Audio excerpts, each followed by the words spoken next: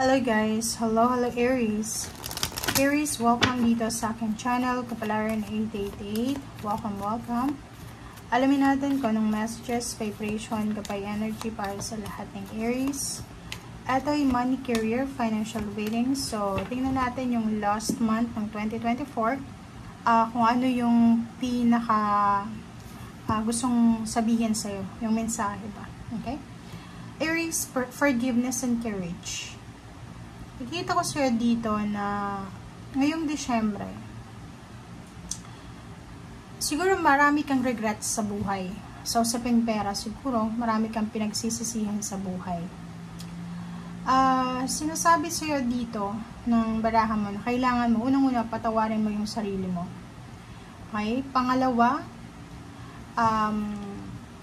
patawarin mo yung mga taong nagkasala sa'yo.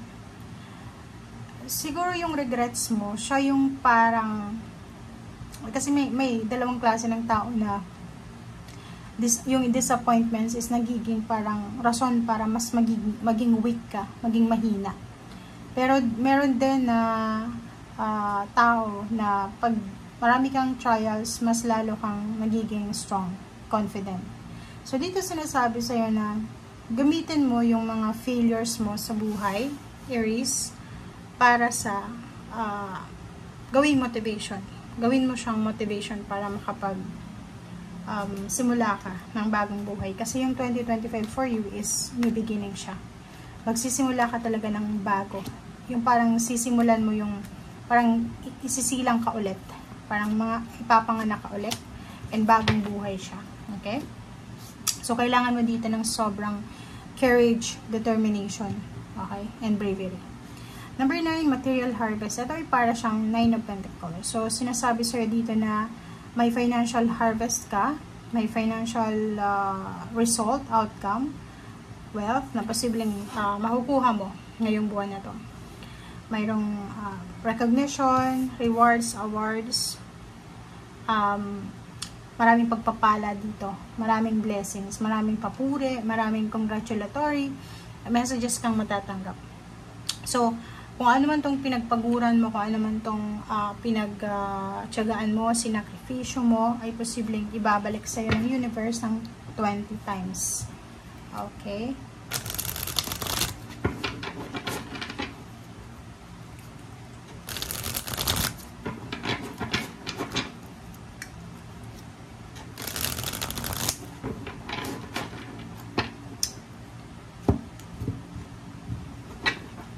Okay. First card natin sa third deck is Ace of Pentacles. So, same din dito. Sinasabi na maraming financial new beginnings, financial portal opening ang magbubukas sa'yo, Aries. Maraming mag-offer sa'yo. Parang atong 2025 na to is simula to ng bagong buhay, bagong pag-asa, bagong lugar sa buhay mo. Ang daming balita, good news, connection. Marami kang mga revelation na matatanggap, parang ganun.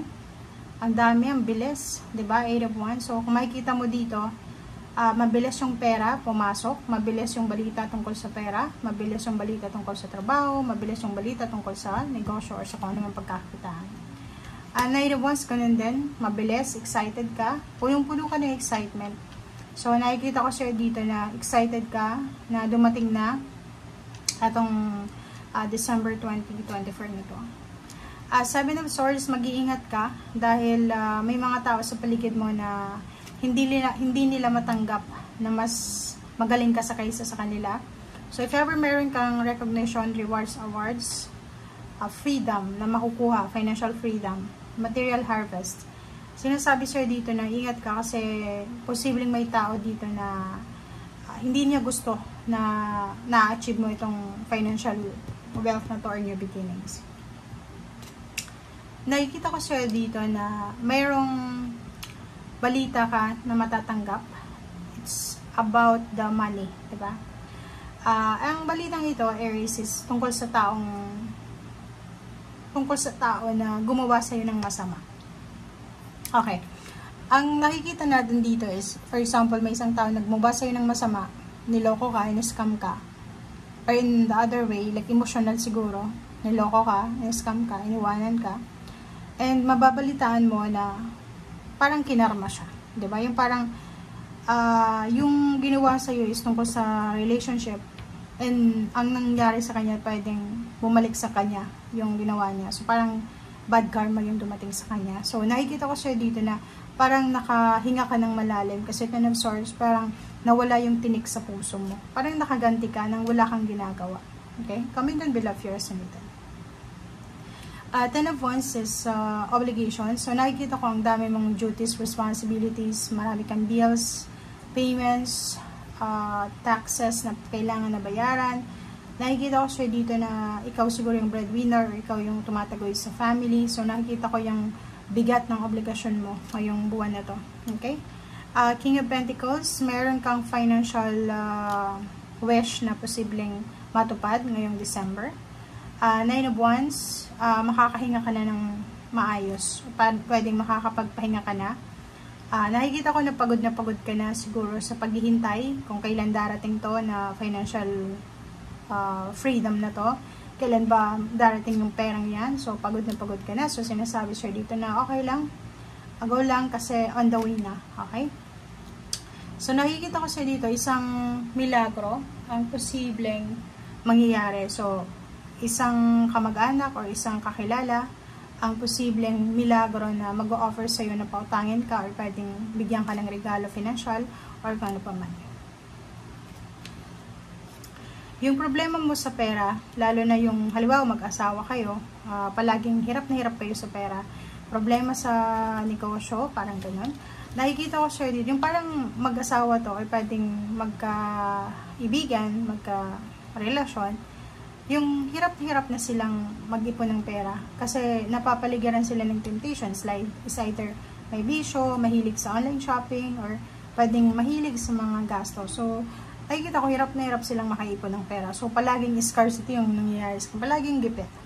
But, this month na to, sinasabi na biglang iikot yung Wheel of Fortune. Yung parang, yung temptation ay posibleng ma-overcome mo siya. Di ba yung palaging, parang feeling mo,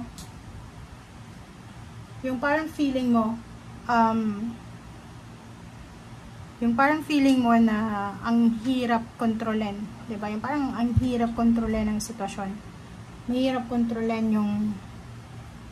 yung urge mo na mag-shopping, yung urge mo na mag-save ng money, yung urge mo na wag kumain sa labas, yung urge mo na wag bumili ng sasakyan, yung urge mo na wag mag-travel kahit walang pera.